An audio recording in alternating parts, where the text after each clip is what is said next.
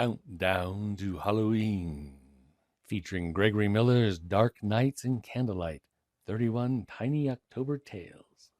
Every night at exactly midnight, a new story will appear on StoryLink Radio's YouTube channel. You'll have 24 hours to listen, then it will disappear and the next one will appear. Plan to catch these each day or you'll miss one. Each story will be 2 to 13 minutes long. If you haven't already, be sure to listen to the introduction to the book right here on this channel. And now, tonight's story from Dark Nights and Candlelight, 31 Tiny October Tales.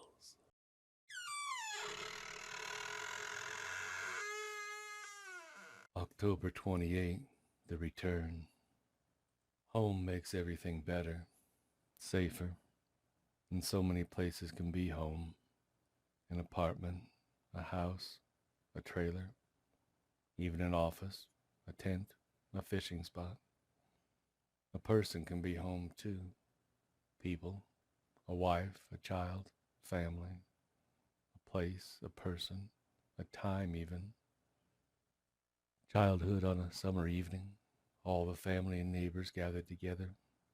Grown-ups telling stories on the patio while the children run into the darkening yards, jars in hand, collecting lightning bugs from the deeper shadows beneath the trees. A Christmas morning before opening presents. A Thanksgiving evening after eating dinner. A place, a person, a time. That then was the problem for Bertie Morris.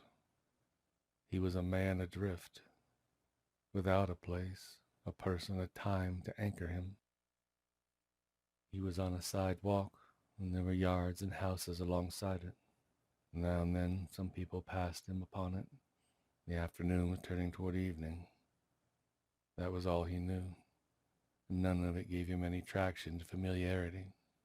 The people on the sidewalk looked strange. They were little.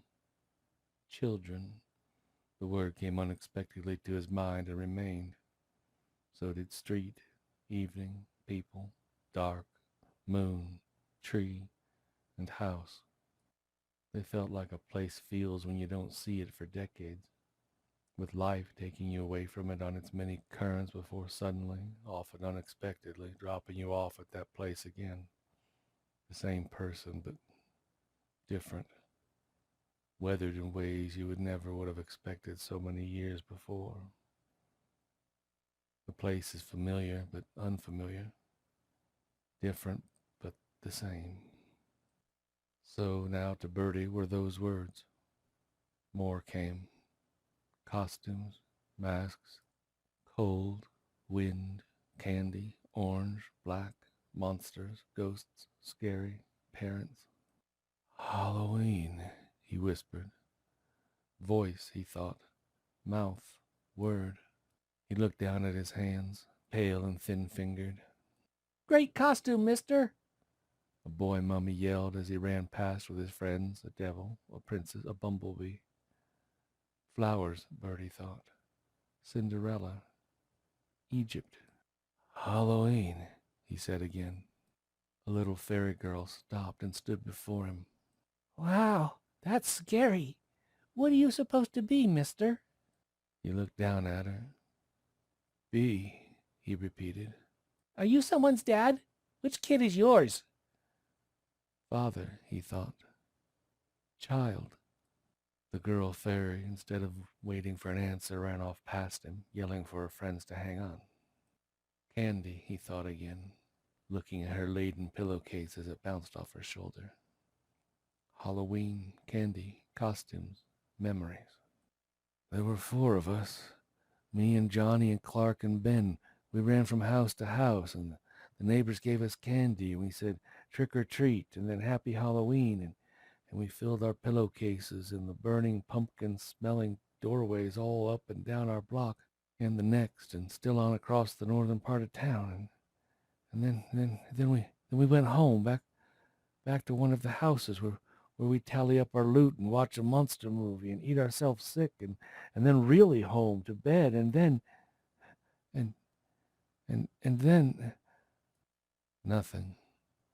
nothing but gray space where context should have been.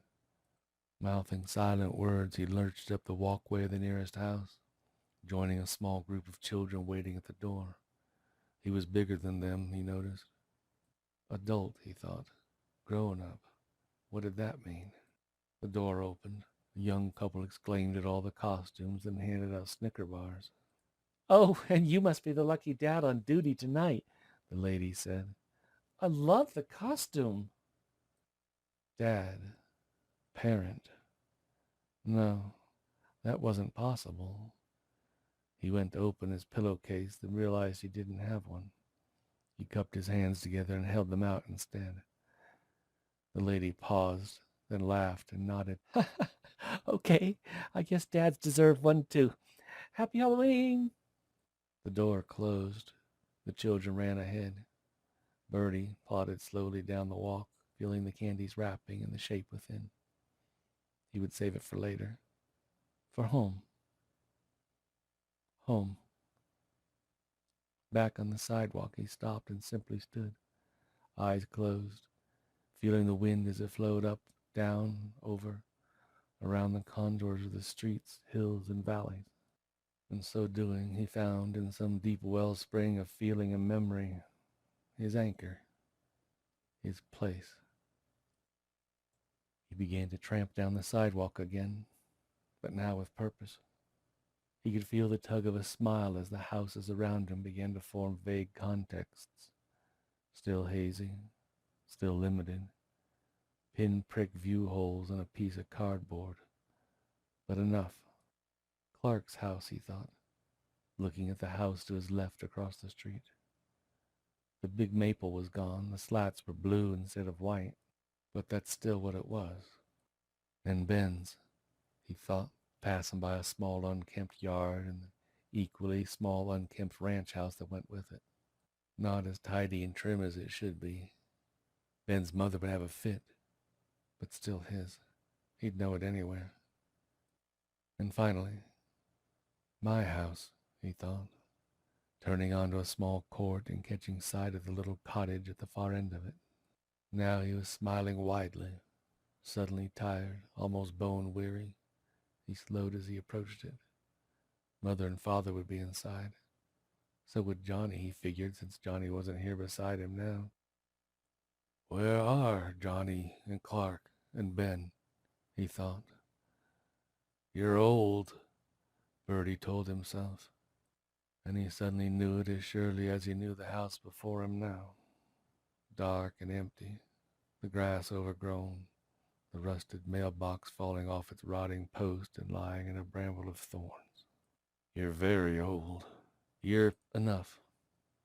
He calmed himself, thinking instead about Halloween and all the great possibilities the night suggested. It wasn't quite over. Children were going inside the houses all across town. Jack-o'-lanterns were being blown out. Porch lights were going dark. But there were still a few minutes left, and in them was great potential. That's what was so special about this night above all others.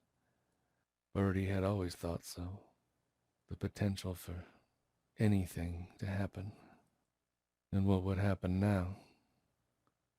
He would go inside. His parents would be there, his brother too. Then he would go to sleep and dream of the night he just had. Yes, that was it. But first he would eat his candy bar. He tore it open with difficulty, relishing the familiar rip when it finally gave way. He pushed the chocolate up. He tasted it, a long-lost friend, chewed slowly. Then it was gone. They never lasted long enough. Few things did. Then he clumped up the front steps, opened the front door, and closed it gently behind him. No one, when they found a desiccated scarecrow in an upstairs bedroom some months later, thought much of it. They cleared it away, along with all the other junk that always seems to accumulate in abandoned houses, and continue prepping the old property for sale. Just a prank, they thought, too busy to even give it a second thought. Probably just some kid. You've just heard tonight's story from Dark Nights and Candlelight, 31 Tiny October Tales from author Gregory Miller. You can get this book right now on Amazon at the on-screen link, and Kindle Unlimited users can borrow a copy of the book for free. You can learn more about Gregory Miller and his many amazing books and projects at his website, On Screen. If you have not already, be sure to listen to our event video here and visit our event website to learn all about our upcoming events. Remember to come back after midnight for our next tale. Oh, and don't forget to hit the subscribe button for StoryLink Radio.